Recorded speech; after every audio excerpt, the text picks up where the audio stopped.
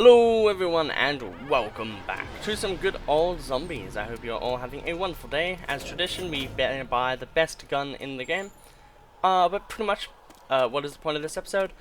The point is that we are trying to get the PTRS, the ray gun, or maybe the Magnum. I do think the Magnum would work better on Shinonuma. I missed.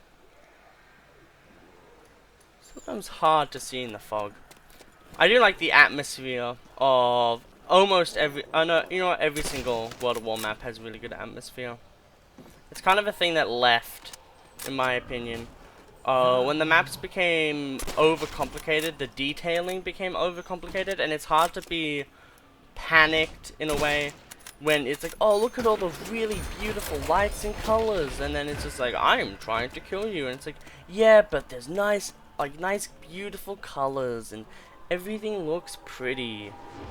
When it's like dingy and fucking grungy and it's like doesn't look good at all, that really enhances the fear in my opinion, because you're just like, there's nothing comforting about being here. Like, being here is literally pain. And I think that's what really elevates horror to a lot of people, is being in a place where you're uncomfortable. And a lot of the places, like Shadows of Evil, is literally just a nice looking town. And there's obviously some which are like, you know, way less nice looking, like Garod Grovey and, you know, Revelations. But those look like spectacles. They look like, you know, visual marvels. So it's kind of hard to, you know, even then say that, oh, I wouldn't want to be there, because it's still like, oh, they're beautiful locations though. It just makes it a bit harder. But yeah, I'm going to be doing a lot of World at War today. In recording terms, that is what I'm saying. For upload terms, you know, you'll be seeing these maybe 3 times a week. I'm not 100% sure. I don't want to overdo uploads to the point of where it's like, here's 3 uploads a day. Okay, we missed. I didn't know if we hit that or not. Oh, there's one right there. Whoops, we missed. That time we missed. But, Nacht du Untoten, one of my favorite, maps of vibe. I think Doris is probably the map that has the least amount of vibe to me.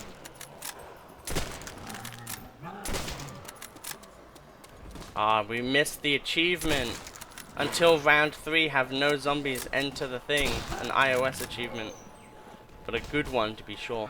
I think that would be really fun. I think there was a YouTube channel that was doing like a zombie bingo type thing.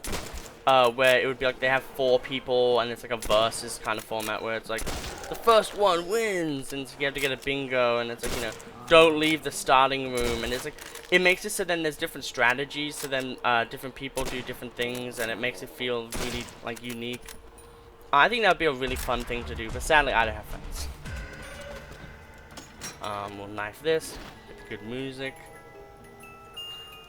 The bar. Okay. Well, that's not a very good weapon, but it's fully auto, so it's definitely better than the car. The Magnum. Okay, we can deal with the Magnum on this map, I will say. The Magnum's really strong. It basically is similar to the Python, except for one key difference. It has a speed loader. So it shoots slower, but reloads faster. And the Python, I actually really do want to do a video on it, comparing the two, because it's really, okay, I guess the zombies are just impervious to bullets. I know the last one I missed, but like that was a bad shot. There we go. We hit this time. Yeah, the Magnum, at this point is, like, at this point in the game, especially because, you know, like, if we take into consideration, like, no perks, not too good of a weapon, in my opinion. I feel like this, the PTRS is kind of, a camp weapon, so it can work if you camp. That's extra speed. Okay, there's no more. There will be less pain. Okay.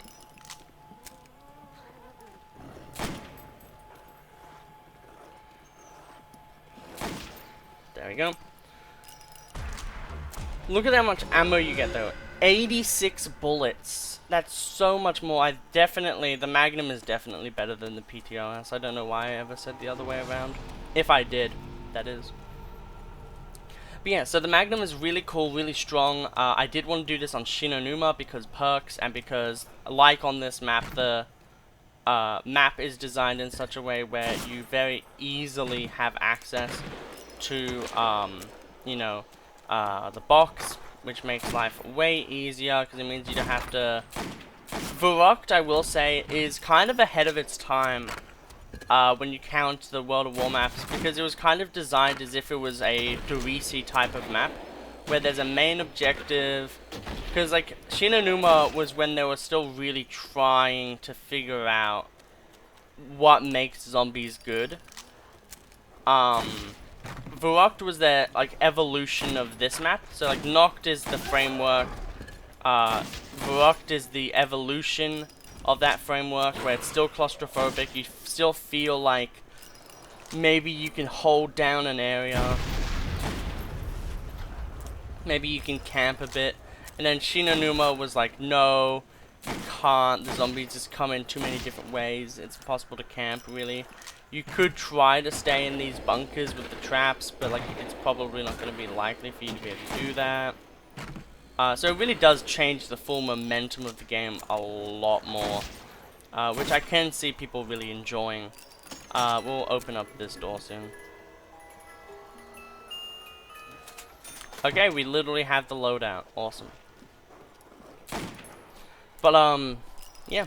On this map, obviously, it's way more like, oh man, I gotta defend my area kind of thing. But, that changes a lot. I do really want to do my, how to fix every single, like, how to buff the game to make the game a bit better. Because I do think that's something I really would like to do. There'd be a lot of simple changes. Never seen a zombie do that, because I've never been up here and just seen a zombie walk like that. Hey, I think we just saw a zombie spawn over there.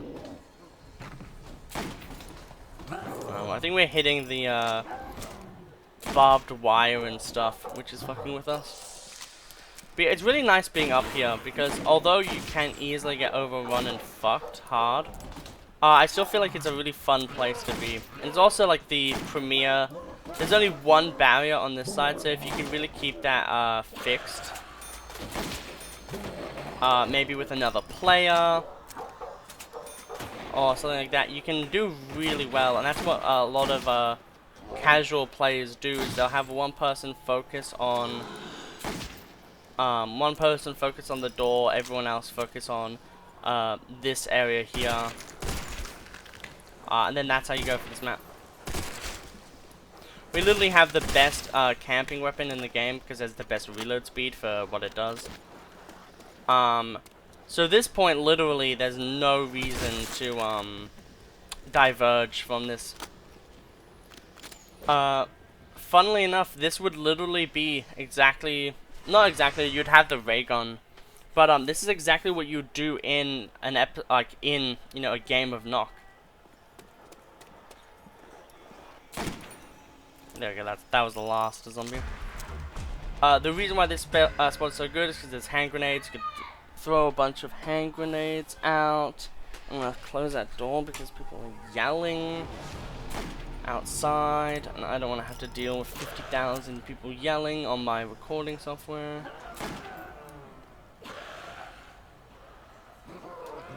I want to see if we can see it again.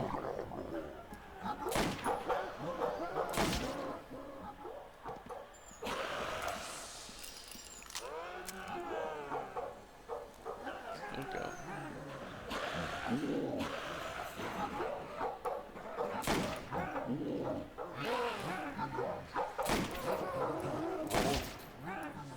I will say that there's only 24 zombies that spawn each round, so you can actually kind of deal with them pretty well.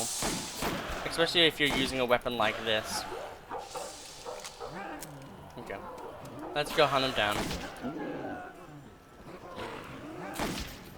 I feel like I'm in one of those Bigfoot, like, witch hunt games, where it's like the objective of the game is to find and kill, like, a certain enemy.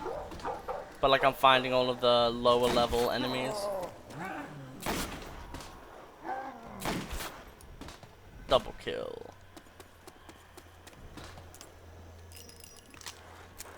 Hello. Jesus, Michael Bay much. We're really running low on the ammo. That shouldn't be too bad for us. Yeah, that's kind of what I thought.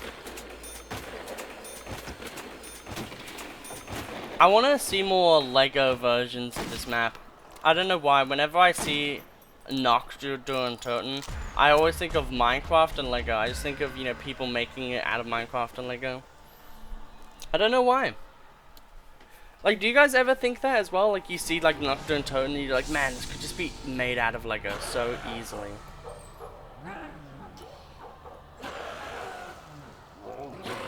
That man ran faster than I could aim.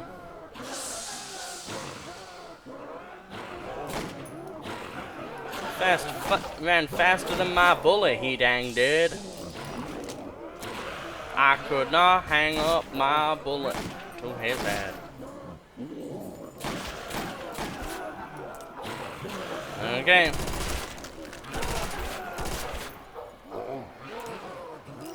Okay.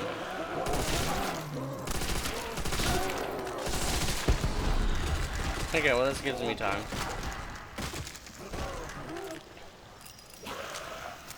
We do really need a max ammo, though. That's the only problem. Never turn your back on this area, because the zombie will fucking, like, sprint at you and kill you within 2 seconds. It's happened to me before. I made a meme because it happened, because it was really funny. I don't know if that was the Nocturne Toten wall buy, or if that was, a different, like, doing a gun, like, showcasing a weapon on this map. It's one of them. Okay, we have 3 bullets. If I had a gun with 2 bullets, I would shoot you twice. Not really the actual thing. It's if I had a gun with 2 bullets and I was in a room with like Osama bin Laden and Hitler, I would shoot you twice. To emphasize the hatred that one has for another.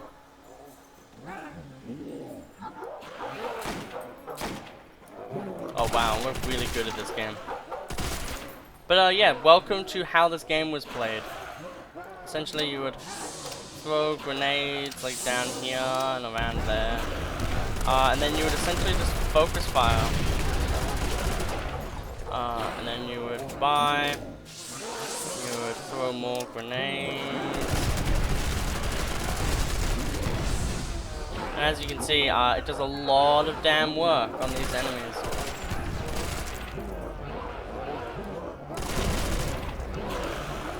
This is why this gun is so much better than the Browning. It's just its reload speed. Literally, its reload speed is unmatched for the amount of ammo that it has. Like, look at that. 2.7 seconds, I believe.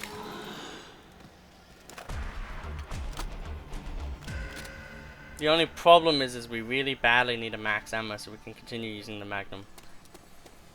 But yeah, I'm hoping to get to like round 15, 20. We do have literally like the best weapons for this map.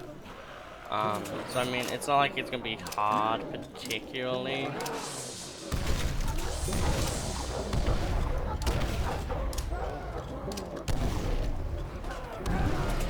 Find that again. Just like it's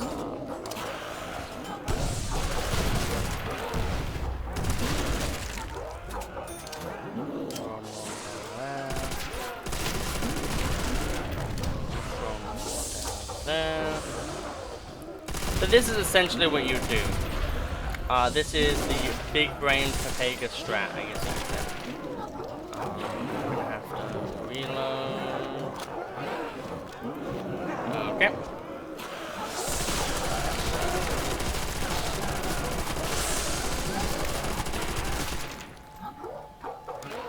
Oh boy, is that a max ammo I see? Let's go! Rewarded via my good plays then, of being able to make sure I didn't die by camping too hard. I love how camping is such a negative connotation in so many other games, and then in this game it's like, oh yeah, like, you know, camping, yeah, that's just a strategy, bro. Like, you know, you camp in a spot, you kill all the zombies, you know, that's just a thing you do. But like almost every other game, it's just like, you camp? That's cringe AF. Buy more. Never stop throwing grenades until they stop working. There we go. We have more time for grenades.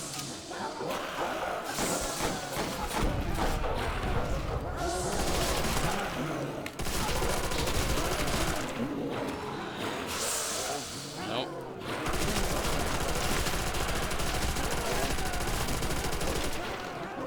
There we go.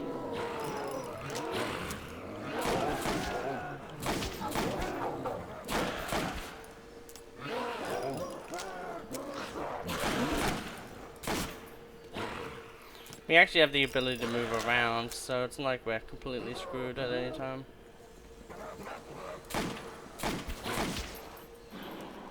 There we go. As you can see, round 11 is when it starts becoming a 2-shot body shot. It's still a 1-shot headshot until round 17-ish.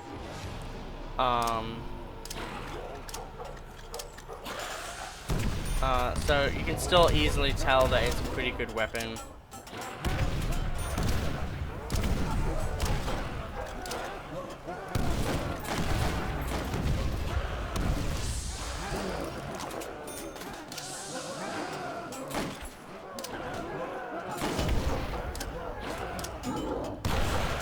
Just make sure that the zombies over there have a harder time. Because we don't like equality here, we like equity, which is the better version of equality. Which means that everyone gets what they need. Instead of everyone getting the same, it's everyone getting what they need.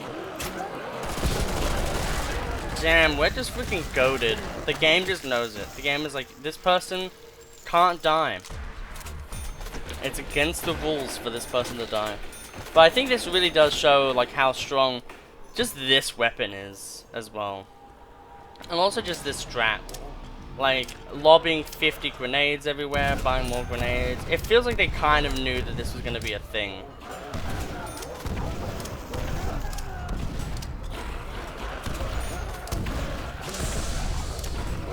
It definitely feels like a Michael Bay movie.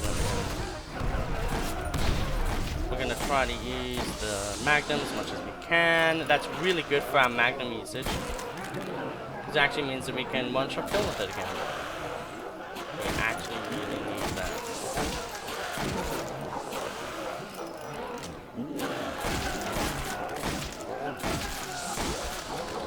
Thank you.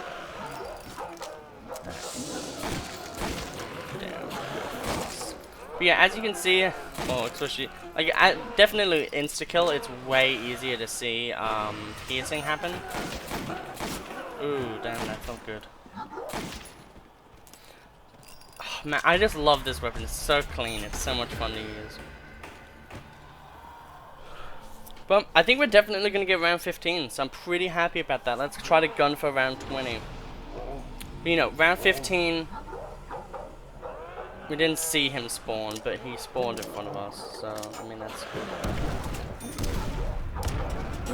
Kind of getting in there. So I'm gonna do that.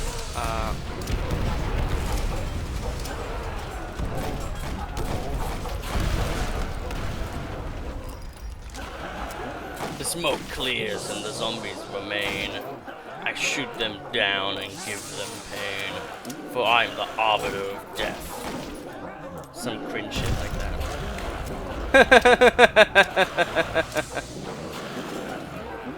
Die. Well, if we keep getting nukes, I think this is going to be a very easy video. Damn. The low zombie count on this map makes this strategy so unfair. Jesus Christ. Like, honestly, I'm surprised that this bunker doesn't look more shit than it already does. But up here, as you can see, there's a little light, and I always said, whenever I record a video that never makes it to YouTube, just to prove that. I always say it. I always feel like recently, you know, because you know zombies and all that stuff. I always keep saying to myself, I really wish that there was like kind of like an Easter egg on this map that kind of involved that like radio towers and stuff like that. I think that would have been really cool.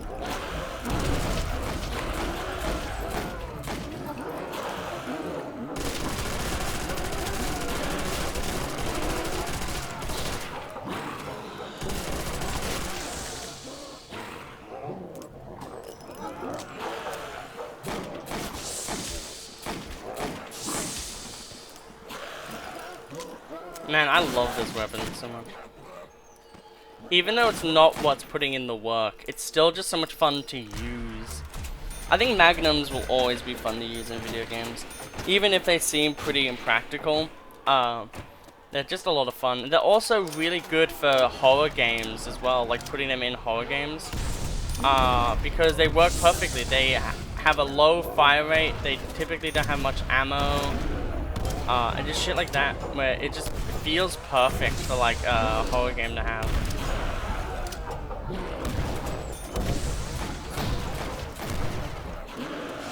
Max ammo, don't mind if I do.